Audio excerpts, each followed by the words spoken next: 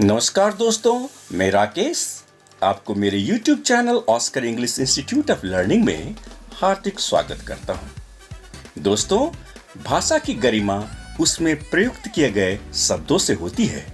अगर शब्दों का चयन हम आम बोलचाल की भाषा में सही और सटीक ढंग से करें तो सुनने वालों पर इसका सकारात्मक प्रभाव होता है।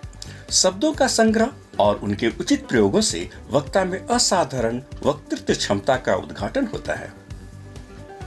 इसलिए हमारी सोच ज्यादा से ज्यादा नए नए शब्दों को संग्रह करने की दिशा में अग्रसर होनी चाहिए। इस बात को ध्यान में रखते हुए हम 15 नए वर्ड्स और उनसे बने 15 सेंटेंसेस को चयन करके इस वीडियो के माध्यम से आपके सामने प्रस्तुत करने जा रहा हूं। मुझे उम्मीद है कि आप इस वीडियो लेक्चर से जरूर लाभ उठाएंगे। तो चलिए शुरू करते हैं। जो पहला वर्ड है हमारे लिस्ट में वो है इलेटेड। इलेटेड का माने होता है प्रसन्न या फिर खुशी। हिंदी में इस तरह से हम वाक्य बनाएंगे, परीक्षा में प्रथम श्रेणी हासिल करने के बाद वो प्रसन्न हो गया। इंग्लिश में इसका ट्रांसलेशन इस तरह से होगा, He became elated after securing first division in exams। Next word है एक्सटोल। एक्सटोल का माने होता है सराहना करना या फिर प्रशंसा करना। हिंदी में इस तरह से हम सेंटेंस बनाएंगे, उसके प्रयासों को उसके वरिष्ठों द्वारा सराहना किया जा रहा है। इंग्लिश में इसका ट्रांसलेशन इस तरह से होगा, Her efforts are being extolled by her seniors। जो नेक्स्ट वर्ड है वो है इंडोलेंट। इंडोलेंट का माने होता है आलसी। हिंदी में इस तरह से सेंटेंस बनाएंगे, आलसी लोग अपने जीवन में कोई सफलता प्राप्त नहीं करते हैं। इंग्लिश में इस तरह से सेंटेंस होगा, indolent people do not achieve any success in their lives। Next word है टिफ। टिफ का माने होता है कहा सुनी या फिर झगड़ा। हिंदी में इस तरह से सेंटेंस बनेगा, क्या उसका अपने भाई के साथ झगड़ा हुआ था। इंग्लिश में इसका ट्रांसलेशन इस तरह से होगा, Did he have a tiff with his brother। Next word जो है वो है क्रेविंग। क्रेविंग का माने होता है लालसा या फिर उत्कट इच्छा। हिंदी में इस तरह से सेंटेंस बनेगा, मेरे बेटे को बिस्किट के लिए बड़ी लालसा है।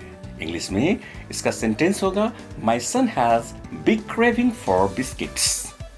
जो नेक्स्ट वर्ड है वो है ग्रम्पी। ग्रम्पी का माने होता है चिड़चिड़ा। हिंदी में इस तरह से सेंटेंस बनाएंगे, क्योंकि बच्चे ने उचित नींद नहीं ली है इसलिए वो चिड़चिड़ा लग रहा है। इंग्लिश में इसका ट्रांसलेशन होगा, Since the child has not taken a proper sleep, hence he seems to be grumpy। Next word है विवेसस। विवेसस का माने होता है जिंदा दिल या फिर जीवंत। खास करके ये वर्ड हम महिला के लिए, लेडीज के लिए यूज करते हैं। देखते हैं हिंदी में इसका सेंटेंस, वो एक जीवंत और आकर्षक महिला है। इंग्लिश में इस तरह से इसका सेंटेंस बनेगा, She is a vivacious and charming lady। Next word है स्लैश। स्लैश का माने होता है काटना या फिर गिरावट करना। पेट्रोलियम उत्पादकों की कीमतों में गिरावट आई है। इस तरह से हम हिंदी में सेंटेंस बना सकते हैं। इसका इंग्लिश सेंटेंस होगा, the prices of petroleum products have been slashed. जो नेक्स्ट वर्ड है वो है ओवरवेल्म। ओवरवेल्म का माने होता है अभिभूत होना या फिर छा जाना। हिंदी में इस तरह से सेंटेंस बनेगा, टेक्नोलॉजी ने आज की मानव जाति को अभिभूत कर दिया है। इंग्लिश में इसका ट्रांसलेशन इस तरह से होगा, technology has overwhelmed today's Mankind. Next word है डिवेस। डिवेस का माने होता है दूषित करना या फिर मिलावट करना। हम दोनों ही सेंटेंसेस देखेंगे, हिंदी में और फिर इंग्लिश में। पहला वर्ड जो है दूषित, उसके लिए सेंटेंस इस तरह से हम बना सकते हैं, वो व्यक्ति पूरे वातावरण को दूषित कर रहा है। इसका इंग्लिश सेंटेंस होगा, that person is debasing the whole environment. Debase का दूसरा माने मिलावट भी होता है, मिलावट करना होता है। तो इसका हम हिंदी में सेंटेंस इस तरह से बनाएंगे, मिलावट उत्पाद मानव उपभोग के लिए खतरनाक है। इसका इंग्लिश ट्रांसलेशन इस तरह से होगा, Debasing products are dangerous for human consumption। है वो है एम्बियंस। एम्बियंस का माने होता है माहौल, और इसका हिंदी सेंटेंस हम इस तरह से बना सकते हैं, स्कूल बच्चे को जानने की प्यास विकसित करने के लिए एक माहौल प्रदान करता है। इंग्लिश में इस तरह से सेंटेंस होगा, school provides an ambience for the child to develop a thirst for knowing. Next word है इरेडिकेट। इरेडिकेट का माने होता है उन्मूलन। हिंदी में इस तरह से सेंटेंस बनाएंगे, मैं देश से गरीबी मिटाने की कल्पना को संजोता हूं। इंग्लिश में इस तरह से सेंटेंस होगा, I cherish the imagination to eradicate poverty from the country. Next word है एडवर्सिटी।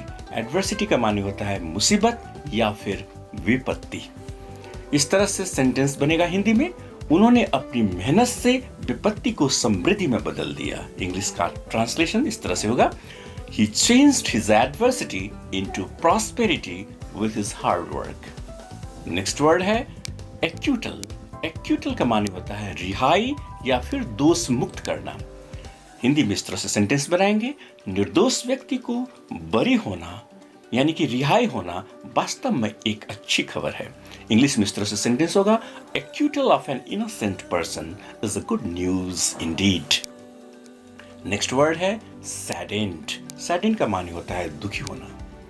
इसका हिंदी सेंटेंस इस तरह से बनेगा, मेरे अंतरंग मित्र के आकस्मिक निधन ने मुझे दुखी किया है। इंग्लिश में इस तरह से सेंटेंस होगा, the sudden demise of my intimate friend has saddened me. दोस्तों, आपको एक सुझाव है, सजेशन है कि इन सारे वर्ड्स को लिखें, याद करें और जब भी मौका मिले उन्हें प्रयोग करें।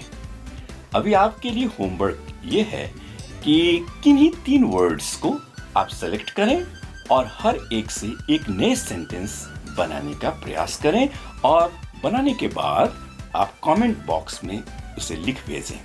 मैं आपके उत्तरों का इंतजार करूंगा।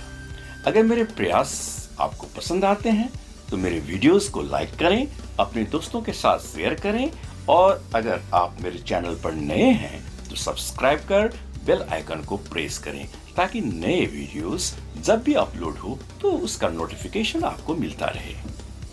मिलते हैं अगले वीडियो लेक्चर में, तब तक के लिए you take very good care of yourself. Bye bye.